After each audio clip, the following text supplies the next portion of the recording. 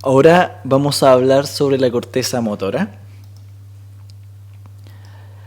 Las neuronas motoras superiores descienden desde los centros superiores para influir en los circuitos locales del tronco encefálico y la médula espinal y coordinar la actividad de las neuronas motoras inferiores. Las neuronas motoras superiores pueden provenir del tronco encefálico, cuya función es principalmente el control postural, o del lóbulo frontal, las que están involucradas en la planificación y el control de los movimientos voluntarios. Pueden actuar directamente sobre los circuitos locales de la médula o sobre los centros del tronco encefálico, determinando la postura durante los movimientos voluntarios. Hablando brevemente de los centros del tronco encefálico que intervienen en el control motor, primero está el colículo superior, que interviene en el control de la musculatura del cuello e inicia los movimientos de orientación de la cabeza y los ojos. El otro importante es el núcleo rojo, que controla los movimientos de los brazos. Los otros núcleos importantes son los núcleos vestibulares y la formación reticular, que controlan la posición del cuerpo, controlando la musculatura axial frente a cualquier inestabilidad postural. La formación reticular es controlada por centros motores de la corteza y el tronco encefálico y mantiene la postura al realizar movimientos voluntarios continuos. Hay que destacar que la formación reticular tiene además otras funciones como el control cardiovascular y respiratorio, reflejos sensitivos motores, organización de movimientos oculares y la regulación del ciclo sueño-vigilia. Para entender cómo ejercen su acción las neuronas motoras superiores, hay que analizar los circuitos de la médula espinal. El asta ventral de la médula espinal está organizada de forma somatotópica. Las neuronas del circuito local que controlan las neuronas motoras se localizan en la zona intermedia y también tienen una organización somatotópica. Las neuronas mediales inervan a las neuronas del asta ventral medial encargadas de la musculatura axial y se proyectan hacia muchos segmentos medulares. También tienen proyecciones contralaterales. Y esto permite que los músculos axiales de ambos lados actúen de manera concordante. En cambio, las neuronas laterales inervan a las neuronas del asta ventral lateral, encargadas de la musculatura distal. Tienen axones en este caso más cortos y homolaterales, lo que permite un control fino y diferenciado. Al iniciar un movimiento voluntario, este se origina en la corteza motora y a través de la vía córtico-espinal llega directamente a la médula espinal. Este movimiento se acompaña de un ajuste postural para desplazar el peso, en este caso del gato, y mantener el equilibrio.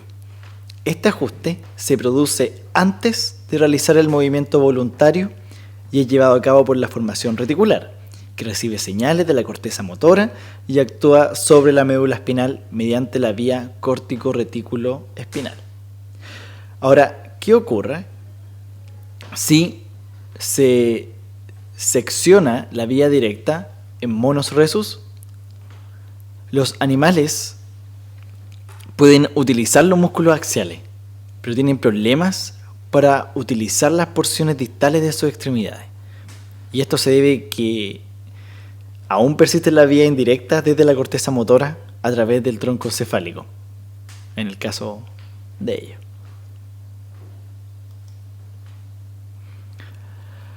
Ahora, los axones de la vía córtico-espinal se originan en la capa 5 o en la quinta capa de la corteza y atraviesan la cápsula interna. Luego se reúnen en la superficie ventral del mesencéfalo, en el pedúnculo cerebral. Luego continúan a través del puente donde se dispersan entre las fibras y los núcleos pontinos. Luego continúan descendiendo y se unen nuevamente en el bulbo para formar las pirámides vulvares. En el bulbo caudal, la mayor parte de los axones decusa, formando el tracto córtico-espinal lateral. Pero los axones que no decusan forman el tracto córtico-espinal ventral. Estos axones se originan en áreas de la corteza que corresponden a musculatura axial y proximal. Ahora puede tener otro nombre ese tracto, que es el tracto córtico espinal medial, ¿ya? Son ambos, ¿es medial o ventral? Con respecto a la corteza motora, recordemos que se ubica en el lobo frontal y su función es mediar la planificación e iniciación de secuencias complejas de movimientos voluntarios. Va a recibir aferencias reguladoras desde los núcleos de la base y el cerebelo. Eso lo pueden ver en el video de núcleos de la base y en el video de cerebelo, cómo se genera eso. Y aferencias somatosensitivas desde el lobo parietal, y se puede dividir en corteza motora primaria y corteza premotora. La corteza motora primaria se ubica en el giro precentral. Puede producir movimientos incluso al ser estimulada con intensidades de corriente muy pequeña, lo que indica que es una vía grande y directa. Tiene una organización somatotópica y su mapa motor es desproporcionado. Como vemos acá en el monito acá, ¿cierto? Hay áreas que están más representadas, en que hay mayor control motor.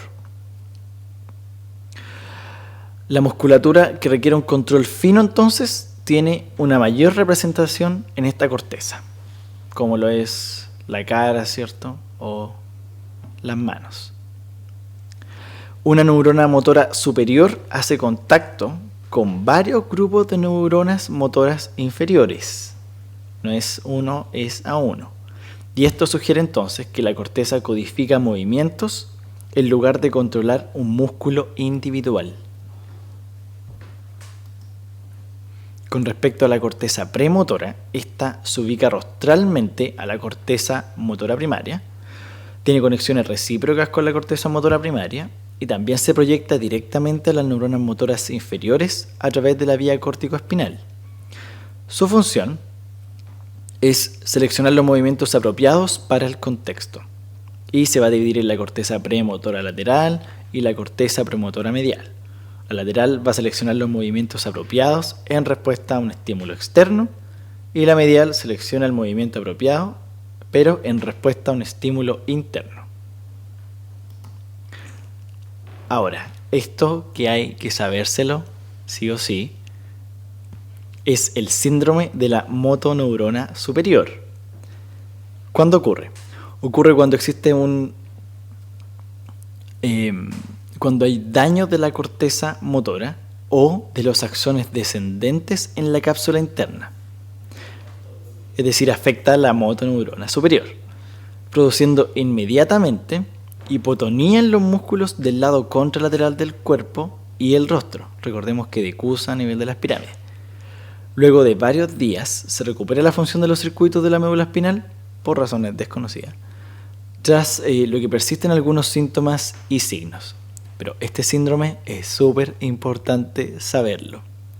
Este síndrome hay que saberlo no solamente para las siguientes asignaturas que vienen, sino que para la vida, porque puede aparecer y es como parte de las cosas básicas que hay que saber, sobre todo en semiología del sistema nervioso, en neurología.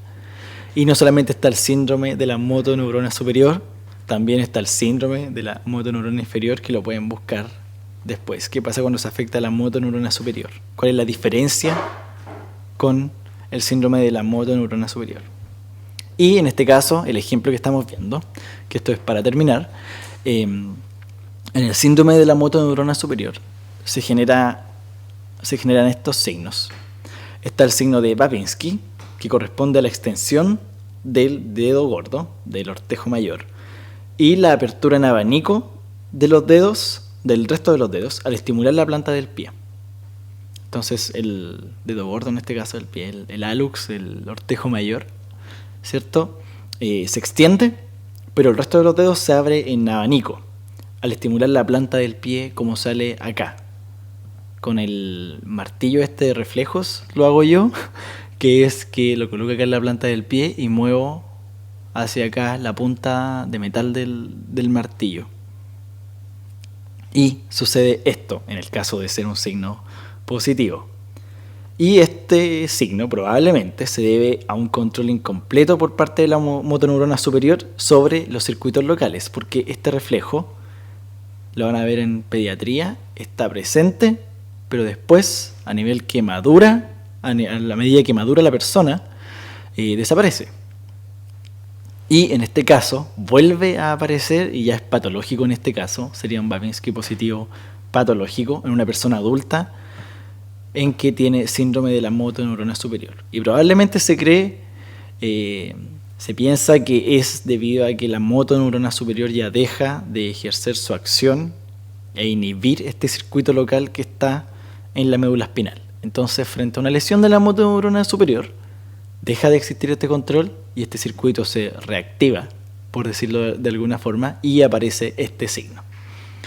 El otro es la espasticidad, que corresponde a hipertonía, reflejos de estiramiento y clonus. Clonus son oscilaciones de los músculos en respuesta al estiramiento.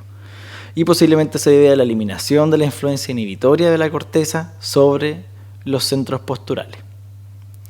Y lo otro que hay es la pérdida de la capacidad de realizar movimientos finos, que esta es otra característica del síndrome de la motoneurona superior. Y en este cuadro que sale acá, se muestra la diferencia entre el síndrome de la motoneurona inferior y el de la motoneurona superior. ¿Ya? Esto me informan que salió en la prueba del año pasado para que lo revisen, pero veamos brevemente la diferencia. Si se dan cuenta, acá cuando veamos las diferencias es casi lo contrario. La motoneurona superior produce parálisis espástica, o sea, hay un aumento del tono, es decir, hipertonía, ¿ya? En cambio, la motoneurona inferior produce parálisis flácida, es decir, hipotonía. Entonces, la motoneurona superior, hipertonía, motoneurona inferior, hipotonía. ¿Tiene lógica? Sí, porque si la motoneurona inferior nos lleva, ¿cierto?, el potencial de acción hasta la placa neuromuscular, este músculo no se contrae, por lo tanto hay hipotonía. En cambio acá, la motoneurona superior deja de ejercer su acción sobre la motoneurona inferior y podríamos decir casi que la motoneurona inferior se manda sola y produce en este caso hipertonía, ¿ya? Como para que no lo olviden. Entonces, motoneurona inferior, si se afecta, hipotonía. En cambio, la superior, si se afecta, hipertonía. Ahora, con respecto a los reflejos, ¿qué pasa con los reflejos?